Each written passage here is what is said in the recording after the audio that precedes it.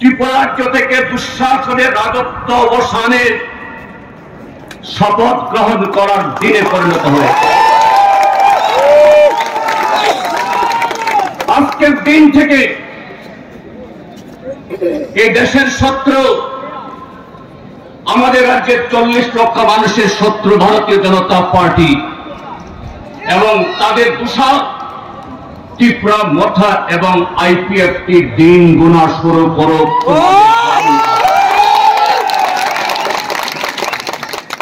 বন্ধুরা, এই ছোট্ট পরিসরে আমাদের জনসভা করে শহরের দোকানি, পথচারী, আপনারা যারা দূর দূরান্ত থেকে এসে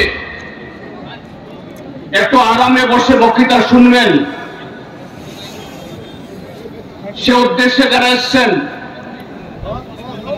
আপনাদেরকে এইভাবে কষ্ট দেওয়ার উদ্দেশ্য আমাদের ছিল না। আমাদের জনসভার তারিখ ঠিক হওয়ার 1 মাস আগে থেকে স্বামী বিবেকানন্দ ময়দান, যেটাকে আমরা আস্তাবল ময়দান বলে আমরা চিনি, সমস্ত রাজনৈতিক দল সমস্ত কালে তাদের এই বড় কর্মসূচি সেখানেই করে থাকে, যে কোনো সরকারের সময়। আমরা সমস্ত নিয়ম মেনে সে মাঠ চেয়েছিলাম। আমরা যখন মাঠ চাই, সেদিন স্পষ্টভাবে আমাদের জানানো হয়েছিল সেই মাঠে কোন রাজনৈতিক দলের, কোন সংগঠনের, সরকারের কোন কর্মসূচি নেই।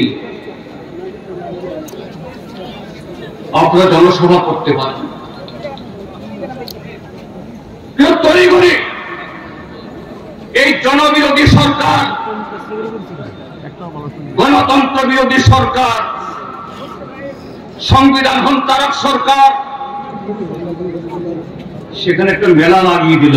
আপনারাও যারা উত্তর দিক থেকে এসছেন দেখে যান সেই মেলা কিসের মেলা? শুধু সিপিআইএম কে রোখার জন্য, আমাদের কর্মসূচি রোখার জন্য। আমরা অগত্যা আরো 2 সপ্তাহ আগে থেকে উমাকান্ত একাডেমি স্কুলের প্রাঙ্গণ,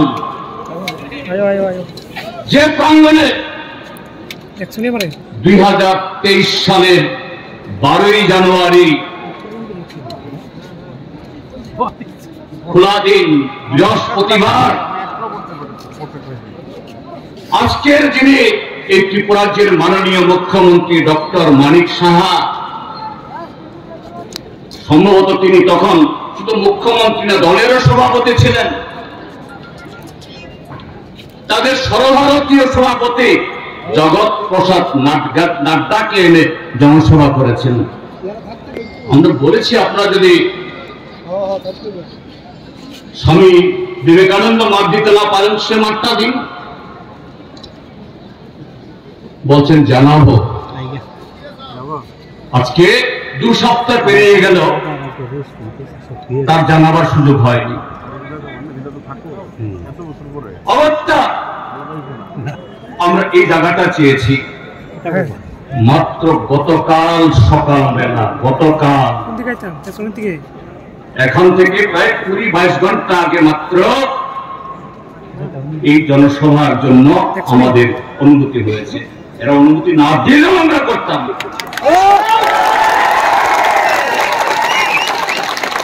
কেন সরকারের ভয়? আমাদের এই জনসভাতে তো ডক্টর মানিক সাহার সরকার, বিজেপি আইপিএফ কে জোট সরকার, পদত্যাগ করতে হবে এই স্লোগান তো আমরা দিইনি। এখানে সামনে কোন নির্বাচন নেই। আমাদের সাংগঠনিক কর্মসূচি 3 বছর অন্তর ভারতের কমিউনিস্ট পার্টি মার্ক্সবাদী আমরা সারা দেশের সাথে ত্রিপুরা রাজ্যের মধ্যে জনগণের কোন ইস্যু নিয়ে এই ত্রিপুরা রাজ্যের গরিব কৃষক, ক্ষেত মজুর, দিন মজুর, জুনিয়া, এই ত্রিপুরা রাজ্যের বেকার যুবক, এই ত্রিপুরা রাজ্যের খেটে খাওয়া মানুষ, এই রাজ্যের শিক্ষক, কর্মচারী, দোকানি, সমস্ত অংশের মানুষ গত 7 বছর ধরে ত্রিপুরা রাজ্যের মধ্যে মিথ্যার উপর ভিত্তি করে যে সরকারটা এসছে, এই জগদ্দল পাথর, তা থেকে কিভাবে গণতান্ত্রিক উপায়ে আমরা মুক্তি চাই, আমাদের কি করতে হবে সে আলোচনাটা করতাম।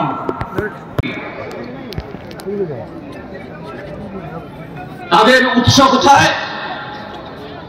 উৎস সে টিউদেশ। এই টিউদেশ থেকে শাখা প্রশাখা বেরিয়ে ABCD থেকে Z পর্যন্ত অনেকগুলো দল হয়েছে, আরো হবে, এবং আজকে যারা আছে এরাও কোথাও আবার বিচ্ছিন্ন হয়ে যাবে, আবার শাখা প্রশাখা তৈরি হবে। কি তাদের ভূমিকা? স্বাধীন ত্রিপুরা, ত্রিপুরাল্যান্ড, গ্রেটার ত্রিপুরাল্যান্ড, ত্রিপ্রাসা, থানসা। আসল কথা হলো ত্রিপ্রাসা শব্দটা হলো তাদের জন্য ATM কার্ড, আর থানসা শব্দ হলো পাসওয়ার্ড।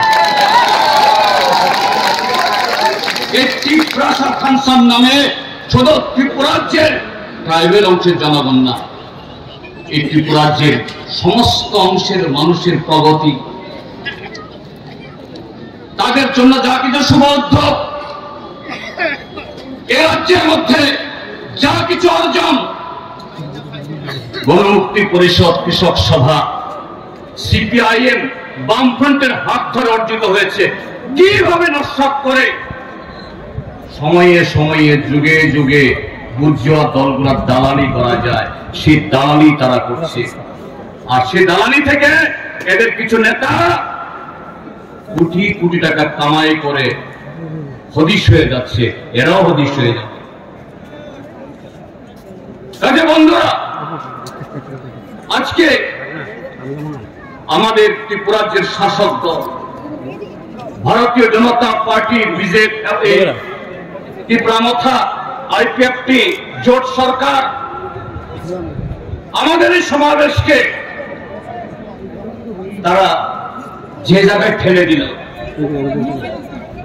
আমাদেরকে যে কথাগুলো বলতে বাধ্য করানো হলো, আমাদেরকে যে শপথে বলিয়ান হয়ে এখান থেকে ঘরে ফিরে যাওয়ার জন্য আমাদেরকে এই সুযোগটা করে দিল, আমি আপনাদের সবাইকে বলছি, উঠে দাঁড়ান, ঘর থেকে এক পা দুপা করে বের হন, আওয়াজ করুন।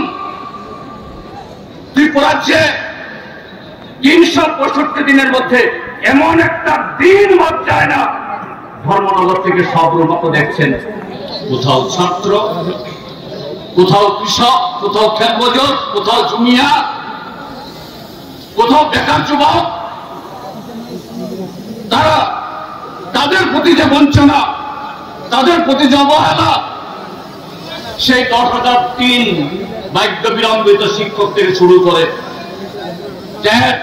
জেআরবিটি, সর্বশিক্ষা অভিযান, আরো নানা স্কিমে যারা আছে কর্মরত, আজকে সবার বিরুদ্ধে এবং ত্রিপুরাজ্যের শিক্ষক, কর্মকর্তালী, পুলিশ, টিএসআর, এদের বিরুদ্ধে এই সরকার যুদ্ধ ঘোষণা করেছে। আর আরেক দিক থেকে বেআইনি পথে, ভুল পথে, অসাংবিধানিক পথে মাত্র গত 5, 6, 7 বছরে এক এক নেতা, মন্ত্রী লক্ষ লক্ষ কোটি কোটি টাকার মালিক। ওরা বলে আমরা পত্রিকা চুরি করেছি, পত্রিকা কামাই করেছি, প্রমাণ দিন। প্রমাণ আপনার বাড়ি, প্রমাণ আপনার চেহারা, প্রমাণ আপনার শরীর, প্রমাণ আপনার নামে দামের সম্পত্তি, হিম্মত থাকে প্রকাশ করুন। এমএলএ হওয়ার আগে এমএলএ হতে লাগে না, মন্ডল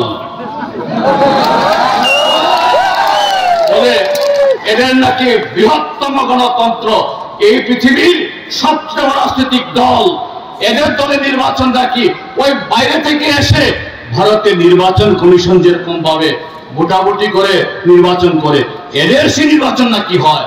কি দেখেছি আমরা, মুখ্যমন্ত্রী রাস্তায় নেমে সদস্যতা অভিযান করে পত্র পত্রিকাতে ডাউস ডাউস বিজ্ঞাপন দেওয়া হলো। সেইভাবেই মন্ডল সভাপতি, জেলা সভাপতি নির্বাচন হবে। বাইরের থেকে এদের অবজারভার এসেছে, রিটার্নিং অফিসার এসছে, শেষ পর্যন্ত কি হলো, দিল্লি থেকে কলা পাতায় নাম লিখে দেওয়া হলো। এই গণতন্ত্র, যাদের দলের ভিতরে গণতন্ত্র নেই, কি করে তারা গণতন্ত্রকে সম্মান দেবে, সংবিধানকে সম্মান দেবে? থাকে এরা কেউ সিপিআইএম এর সমর্থক, বিজেপির সমর্থক। আজকে সিপিএম এর লোক আসবে, আগে টমটম, অটো সব বাড়ি যাও, দোকান বন্ধ করো। গরিব মোটর শ্রমিক ঋণ নিয়ে গাড়ি নামিয়েছে, ম্যাক্স নামিয়েছে, বাস নামিয়েছে, বলছে দেওয়া যাবে না, বাধ্য করানো হলো বিএমএস এর নামে। আরে সে বিএমএস এর লোক তো আপনাদের লোক, তাহলে কার কামাই, কার রোজগার আপনি খেলেন? ত্রিপুরাজ্যের মানুষ ভারতীয় জনতা পার্টির প্রতি এখনো যাদের মোহ আছে, আমি তাদেরকে বলবো, গাড়ি শ্রমিক, অটো শ্রমিক, বেকার যুবক, ছোট দোকানি কিভাবে সিপিএম এর বিরোধিতার নামে আপনার বুকে লাথি মারছে, আপনার কপালকে আজকে শেষ করছে, তার বিরুদ্ধে রুখে দাঁড়ান। আমাদের পার্টির এই 24তম রাজ্য সম্মেলন আপনাদের সে দুঃখ কষ্টের কথা আলোচনা করার মধ্য দিয়ে আগামী দিন কিভাবে এই অন্ধকারতম পরিবেশ থেকে ত্রিপুরা যে মুক্ত করব, এটাই হবে আমাদের অঙ্গীকার, এটাই হবে আলোচনা। কথাগুলো বলে আপনারা যারা এসছেন দূর দূরান্ত থেকে, আপনাদের সবাইকে আবার কৃতজ্ঞতা, লাল সালাম, অভিনন্দন, হামবাই জানাচ্ছি। আগরতলা শহরের দোকানি, পথচারী, রিক্সা চালক, অটো চালক, অযথা আপনাদের অসুবিধা হলো, আপনাদের কাছে আমরা ক্ষমা চেয়েছি। এই কথাগুলো বলে আবারও আপনাদের সকলকে অভিনন্দন জানিয়ে আমার বক্তব্য শেষ করছি। ইনকলাব জিন্দাবাদ।